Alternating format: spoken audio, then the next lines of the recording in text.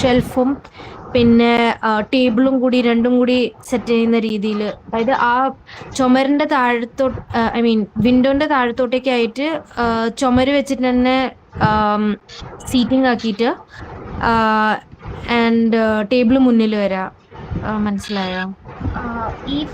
ഇവിടെ chair, seating space ഇവിടെയും ഇവിടെ ആയിട്ട് ടേബിൾ, അങ്ങനെയാണ് ഉദ്ദേശിച്ചത്? ആ വാളിനോട് പാരലൽ ആയിട്ട്. അതായത് അതെ നമുക്ക് ഇതിന്റെ ഗ്യാപ്പിലേക്ക് കേറാൻ വേണ്ടിട്ട് അല്ല, അത് നമ്മള് വിൻഡോന്റെ വാളിനോട് ഫ്ലഷ് ചെയ്ത് വരും. ആക്ച്വലി നമുക്കിത് എന്തോന്ന് ഇത് റൊട്ടേറ്റ് ചെയ്യാനുള്ള പ്രൊവിഷൻ ഉണ്ടോ? ബെഡിന്റെ പൊസിഷൻ മാസ്റ്റർ ബെഡ്റൂമിലുള്ള അതേപോലെ അതേ ഡയറക്ഷനിലോട്ട് ആക്കാൻ പറ്റും. അപ്പൊ വിൻഡോ കവർ ആവുന്ന നോക്കാണ്.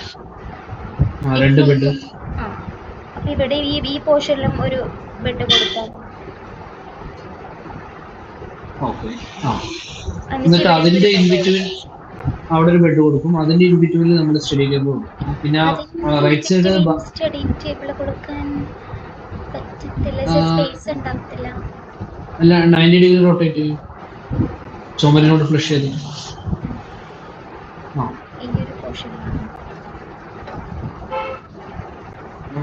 ഒരു ബെഡും കൂടി വരാം. ഈ സ്റ്റഡി ടേബിൾ നമുക്ക് 60 സെന്റിമീറ്റർ ആയിരിക്കും വരിക, മിനിമം 60 ആയിരിക്കും അതിന്റെ വിട്ട് വരിക.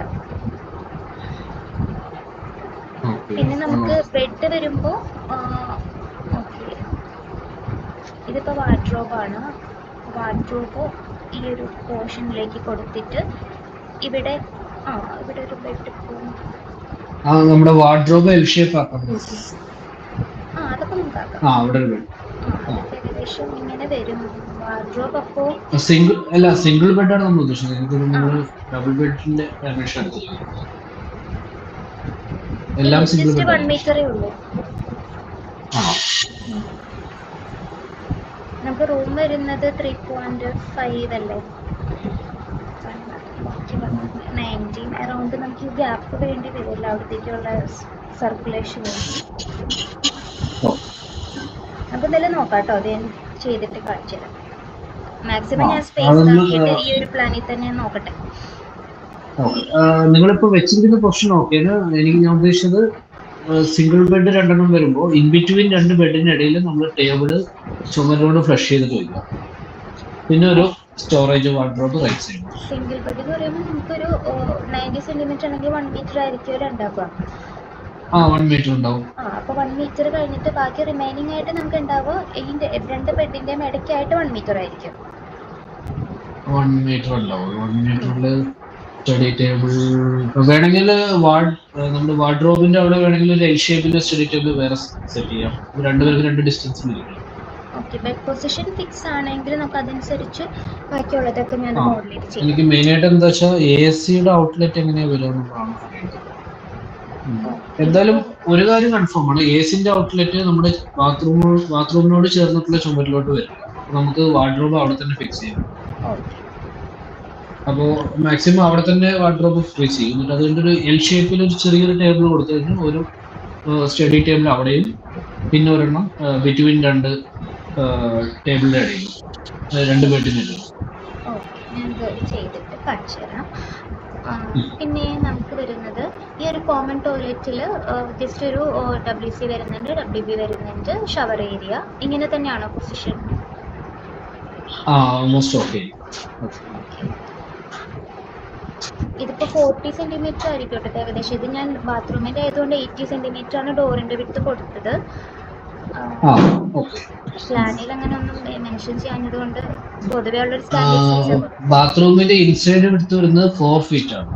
120 അല്ലേ? 120 അതുണ്ട്. 122 അറൗണ്ട് 122 വരും. ഓക്കെ. അപ്പൊ നമുക്ക് ഇവിടെ വരുമ്പോ ഒന്ന് വാഷ് ബേസിനൊക്കെ അതൊരു 18 ഇഞ്ചിന്റെ സ്മോൾ വാഷ് ബേസിൻ ഉണ്ട്. ഉണ്ടാവും. അപ്പൊ ഞാൻ പറയാൻ വരുമായിരുന്നു, ചെറിയ വാഷ് ബേസിൻസ് നോക്കി ചൂസ് ചെയ്താൽ മതി.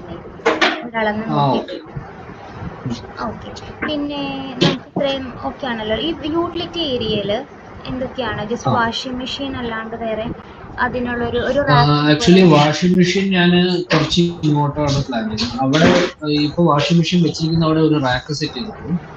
ഗ്യാസ് പുറത്തോട്ട് വെച്ച് പിന്നെ കുറച്ചൊരു സ്റ്റോറേജ്, അതായത് നമ്മൾ ആവശ്യമില്ലാത്ത ഐറ്റംസ് ഒക്കെ സ്റ്റോർ ചെയ്യുന്ന പോലെ ഒരു സ്റ്റോറേജ് അവിടെ പ്ലാൻ ചെയ്തു. ഒരു 1.5 feet വിട്ട് പിന്നെ ഫുൾ കവർ ചെയ്യുന്ന പോലെ. അത് കഴിഞ്ഞിട്ട് നമ്മൾ വാഷിംഗ് മെഷീൻ മിഡിൽ എവിടെയെങ്കിലും വെക്കാം. പിന്നെ മിഡിലോ അല്ലെങ്കിൽ ഡോർ ഓപ്പൺ ചെയ്തതിനു ശേഷം ആ ഭാഗത്തോ മറ്റോ അവിടെ സ്പേസ് ഉണ്ടാവും. ഇവിടെ ഒരു സ്റ്റോറേജുമാണ് ഉദ്ദേശിക്കുന്നത്. പിന്നെ അതുപോലെ ഈ പോർഷനിലായിട്ട് ആയിരിക്കത്തില്ലേ നമ്മുടെ ഗ്യാസ് സിലിണ്ടർ ഒക്കെ വരുന്നത്? ഗ്യാസ് സിലിണ്ടർ ആണ് ഞാൻ അവിടെ റൈറ്റ് സൈഡിലോട്ട് സ്റ്റോറേജ് ഉദ്ദേശിച്ചത്. ഗ്യാസ് സിലിണ്ടർ അത്രയും ഓക്കെ. നിങ്ങൾ ഉദ്ദേശിക്കുന്നത് കിച്ചണിന്റെ അതേ വാളില് സ്റ്റോറേജ് വെക്കുന്നത്, ഗ്യാസ് സിലിണ്ടർ വെക്കുന്നത്? ഈ ഗ്യാസ് സിലിണ്ടറിന്റെ ഇവിടെ നിന്ന് നമുക്കൊരു ഇപ്പൊ ഇവിടെ ആയിരിക്കുമല്ലോ സ്റ്റവ് ഉണ്ടാവുക. ഇവിടെ നിന്ന് 2.15 മീറ്റർ ഉണ്ട്. അതിന് ഒരു ഇതില്ലേ, മീൻസ് എത്ര പർട്ടിക്കുലർ ലെങ്ത് വരെ നമുക്ക് എക്സ്റ്റെൻഡ് ചെയ്യാൻ പറ്റും? ഒരു കാര്യം ചെയ്യും, നമുക്ക് ഗ്യാസ് സിലിണ്ടർ സ്ലാബിന് നേർക്ക് പ്ലാൻ ചെയ്യും. കിച്ചൺ സ്ലാബിന്റെ സ്റ്റവ് വെച്ചിട്ടുണ്ട്, അതേ സ്ഥലത്ത് നേരെ എക്സിറ്റ് ആയിട്ട് വരുന്ന ഗ്യാസ് അതിന്റെ എവിടെയാണ്? ഔട്ട് സൈഡ് വർക്ക് ഏരിയയിൽ അതിന് നേരെ ഗ്യാസ് സ്റ്റവ് വരുന്നത് ഈ ഒരു പോർഷനിലാണ്. ഇവിടെ വാഷ് ബേസിൻ ആണ്. അതിന്റെ വേസ്റ്റ് പൈപ്പ് എല്ലാം അവിടെ പോകുന്നത് അവിടെ വരുന്നു. പിന്നെ ഈ ഒരു പോർഷനിലേക്ക് ഡയറക്റ്റ് ആയിട്ട് ഇങ്ങനെ കൊടുക്കാലോ? അങ്ങനെയാലും മതി. അപ്പൊ ഈ ഒരു സ്ട്രൈറ്റ് ആയിട്ട് തന്നെ ലൈൻ കിട്ടും. കുഴപ്പമില്ല. ഓക്കെ. അപ്പൊ അങ്ങനെയാണെങ്കിൽ ഇവിടെ നമുക്ക് വാഷ് ബേസിന്റെ ഈ ഒരു പോർഷനിലേക്ക് ഒന്നും ചെയ്യാൻ പറ്റത്തില്ല. അപ്പൊ ഈ ഒരു പോർഷനിൽ ഗ്യാസ് സിലിണ്ടർ വരും. പിന്നെ അതുപോലെ വാഷ് ബേസിന്റെ സ്പേസ് ഇവിടെ ആയിട്ട് കൊടുക്കാം. വാഷിംഗ് മെഷീൻ അല്ലേ? സോറി, വാഷിംഗ് മെഷീന്റെ സ്പേസ് ഈ ഒരു വോളിലേക്ക് കൊടുക്കാം. ഓക്കെ. പിന്നെ ഇവിടെ ഒരു സ്റ്റോറേജ് യൂണിറ്റ്.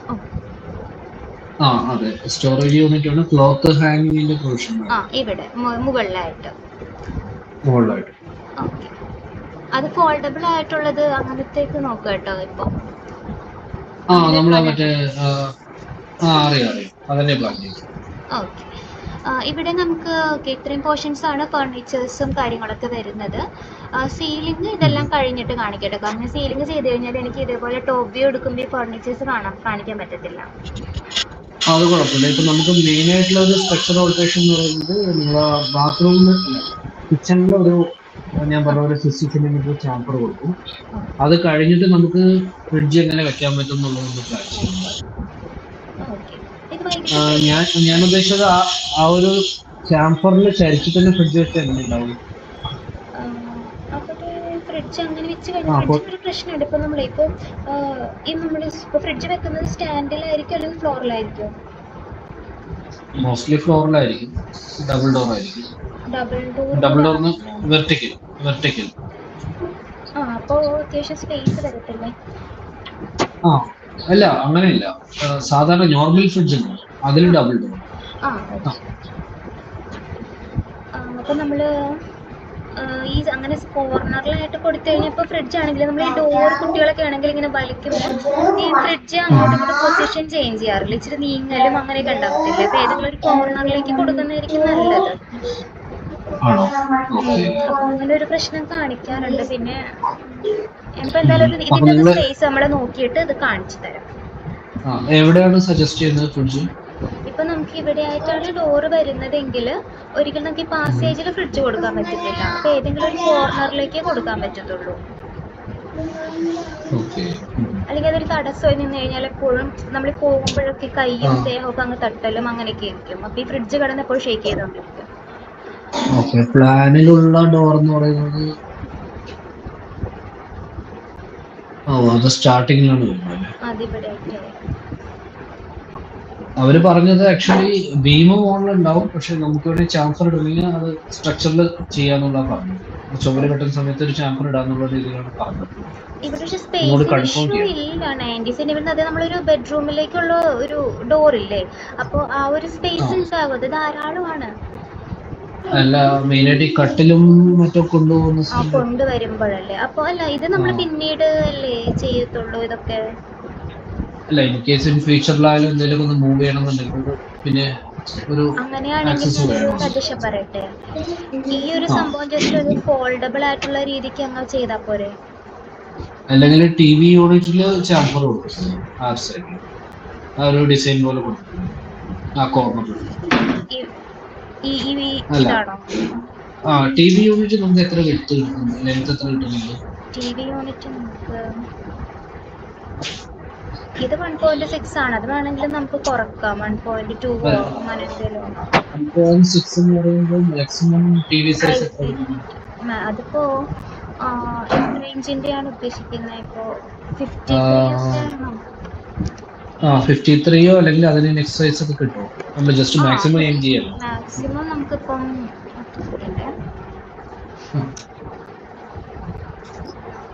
ഞാൻ ഉദ്ദേശിക്കുന്നത് ഒരു കാര്യം, ടി വി യൂണിറ്റിന്റെ കോർണറിൽ ഒരു കട്ടിങ് കൊടുക്കും, ഒരു 45 ഡിഗ്രി ചാമ്പർ ഇവിടെ ഡിസൈൻ. ആയിട്ടല്ലേ? അപ്പൊ നമുക്ക് മാക്സിമം സ്പേസ് കിട്ടും. പിന്നെ ഞാൻ ഉദ്ദേശിച്ചാൽ അങ്ങനെ കൊടുക്കാം, അല്ലെങ്കിൽ ഈ ഒരു സംഭവം നമ്മളിപ്പോൾ അയോണിക് ടേബിളൊക്കെ ചെയ്യുന്ന പോലെ ജസ്റ്റ് അത് അങ്ങനെ എപ്പോഴും നമ്മളിത് തിരിച്ച് അങ്ങനെ ആക്കത്തൊന്നുമില്ലല്ലോ, അതിപ്പോഴും ഫോൾഡബിൾ പോലെ അങ്ങനെ കൊടുത്തിട്ട് അല്ല അത് ഓപ്ഷൻ കൊടുക്കാം. ഒരു മിനി സ്റ്റോറേജ് യൂണിറ്റ് പോലെയാണല്ലോ സാധാരണ നമ്മൾ ചെയ്യാറ്. ഇത് സ്റ്റോറേജും കൂടെ ഉദ്ദേശിക്കുന്നുണ്ടല്ലേ? അങ്ങനെയുള്ള അല്ല, അത് ഡിസൈൻ കുറച്ച് താഴെയായിട്ട് ചെയ്താൽ പോരെ? അപ്പൊ പ്രശ്നം വരത്തില്ലല്ലോ. താഴെയായിട്ടല്ലേ? അപ്പൊ ഒന്ന് നമുക്ക് കാണാൻ പറ്റും, വ്യൂ ഒന്ന് കാണിച്ചു. ഇതിപ്പോ നമുക്ക് നോർമലി ഫ്ലോറിൽ നിന്നിട്ട് ഒരു 10 സെന്റിമീറ്ററോ 7 സെന്റിമീറ്ററോ ഹൈറ്റ് വിട്ടിട്ടായിരിക്കും നമ്മൾ ചെയ്യുന്നത്. എന്നുവെച്ചാൽ അല്ലെങ്കിൽ നമ്മൾ ഈ ഫ്ലോറൊക്കെ ക്ലീൻ ചെയ്യുമ്പോൾ വെള്ളം വീഴ അങ്ങനത്തെ മെറ്റീരിയൽ ഡാമേജ് വരും. അപ്പോൾ ജസ്റ്റ് ഒരു ഹൈറ്റ് വിട്ടിട്ടായിരിക്കും ഉണ്ടാവുക. അപ്പൊ ഈ ഒരു പോർഷൻ അങ്ങനെ ബുദ്ധിമുട്ട് വരാൻ സാധ്യതയില്ല. അല്ല ഒരു കാര്യം ചെയ്തു, നിങ്ങൾ ആ പോർഷനിൽ ഒരു കോർണർ ചാമ്പർ കൊടുത്തു കഴിഞ്ഞാൽ നമുക്ക് ഓക്കെ അങ്ങനെ കൊടുക്കാം.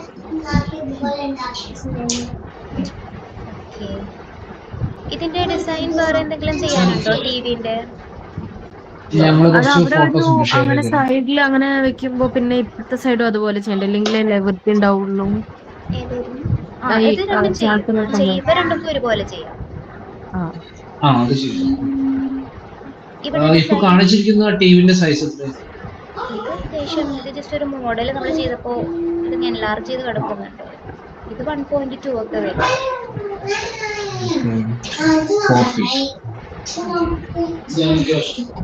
ഈ ബോർഡിൽ സ്പേസ് ഉണ്ട് സാർ. എന്തായാലും നമുക്കൊരു സ്പേസ് വരുന്ന ടിവിയുടെ പ്രശ്നമില്ല. ഈ ഒരു പ്രശ്നം ഇതിന്റെ ആണ്. ഈ ഒരു